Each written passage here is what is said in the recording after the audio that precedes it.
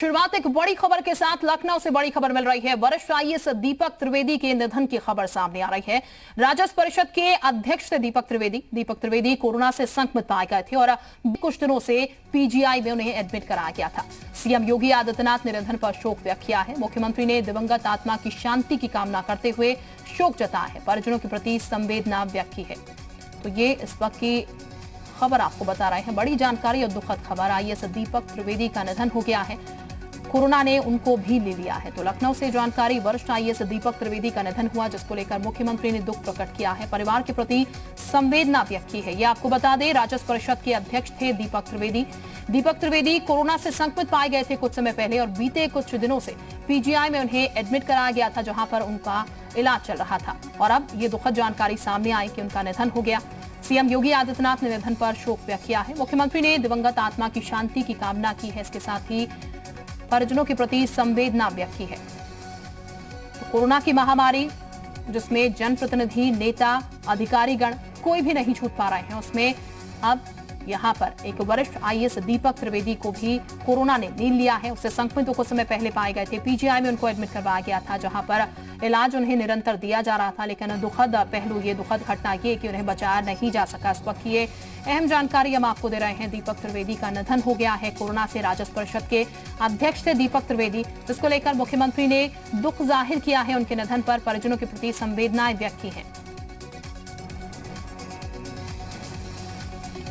पवन singer इस वक्त हमारे साथ ज्यादा जानकारी के साथ जुड़ चुके हैं। पवन, दुखद खबर सामने आई है यहाँ पर दीपक त्रिवेदी को लेकर। राजस्व परिषद के अध्यक्ष बताए गए, किस तरीके की दिक्कतें कोरोना में उन्हें आ रही थी, क्योंकि ये कहा जा रहा है पीजीआई में कुछ समय पहले उन्हें एडमिट कराया गया था, जहां पर उपचार दिया जा रहा था। हाँ, बिल्कुल सही कहा आपने शिल्पा, क्योंकि दीपक त्रिवेदी केवल राजस्व परिषद के चेयरमैन ही नहीं बल्कि आईएएस एसोसिएशन के अध्यक्ष भी थे और पिछले दिनों उनको पीजीआई में भर्ती कराने के लिए मशक्कत भी करनी पड़ी थी। तकरीबन 2 से 3 घंटे तक लगातार अधिकारी बेड को लेकर के पीजीआई में मशक्कत करते रहे। उसके बाद उनको एडमिट कराया गया। बताया जा रहा था कि बहुत ज़्यादा उनको दिक्कत आ गई थी, उनको वेंटिलेटर पर ले जाया गया, उनका ऑक्सीजन जो लेवल है वो लगातार गिरता जा रहा था। लगातार डॉक्टर प्रयास कर रहे थे, लेकिन वो रिकवर नहीं कर पाए और उनकी डेथ हो गई। काफ़ी आउटपुट देने वाले अधिकारी थे वो, और ख़ास तौर से अगर बात करें आईएएस लॉबी में तो एक शोक की लहर है और सभी से वो अच्छे से बात करते थे। ऐसे अधिकारी थे, कई सारे विभागों में रहे, कई सारे जिलों में रहे। 1985 बैच के यूपी कैडर के आईएएस अधिकारी थे। और ख़ास तौर से अगर पिछले एक हफ्ते की बात करें तो बहुत सारी दुखद खबरें आई हैं, जिसमें विधायक की जान गई है।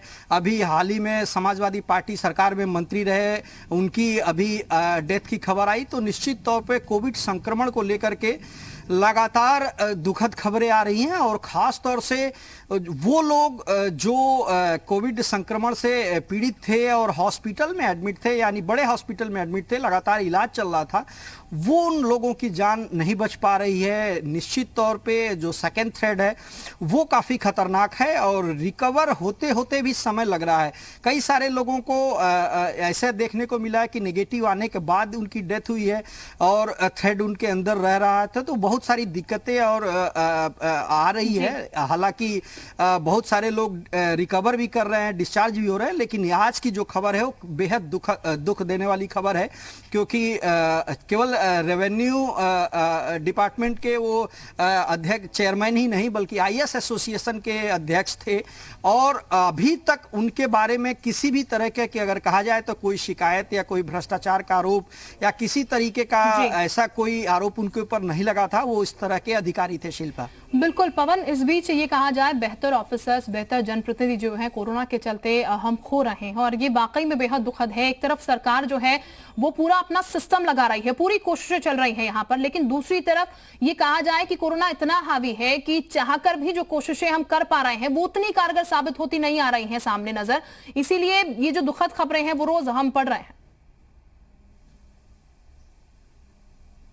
हाँ, बिल्कुल आपने सही कहा, क्योंकि बहुत सारे इससे पहले जिन लोगों की डेथ हुई है उनके अगर पूरे जब से कोविड पीड़ित हुए, एडमिट हुए, उन सारे प्रोसीजर्स को देखा जाए तो शुरू में ऐसी कोई दिक्कत सामने नहीं आई, बाद में ऑक्सीजन लेवल लगातार गिरता गया और वो एक लेवल के बाद रिकवर नहीं कर पा रहे हैं। वेंटिलेटर पे जाने का मतलब डॉक्टर ये मान ले रहे हैं कि अब इनके बचने की संभावना न के बराबर है, क्योंकि बहुत सारे पेशेंट जिनको एडमिट कराने के लिए बात करनी पड़ रही है, बहुत सारे पेशेंट जिनको एडमिट कराया जा रहा है, डॉक्टरों से बात हो रही है, उनका सभी का कहना है कि आप भगवान से मनाइए कि उनको वेंटिलेटर की जरूरत ना पड़े, ऑक्सीजन लेवल, ऑक्सीजन देने पर ही वो रिकवर कर लें, क्योंकि कोविड का जो सेकेंड थ्रेड है वो काफी खतरनाक है। और खासतौर से एक और बात देखने को मिल है कि किसी का अगर ऑक्सीजन लेवल 95 से ऊपर भी है तो अचानक ऐसा हो रहा है कि 1 से 2 घंटे के अंदर उसका ऑक्सीजन लेवल 65-60 तक आ जा रहा है, उसके बाद वो रिकवर नहीं कर पा रहा है। तो बहुत सारी ऐसी दिक्कतें हैं जो अचानक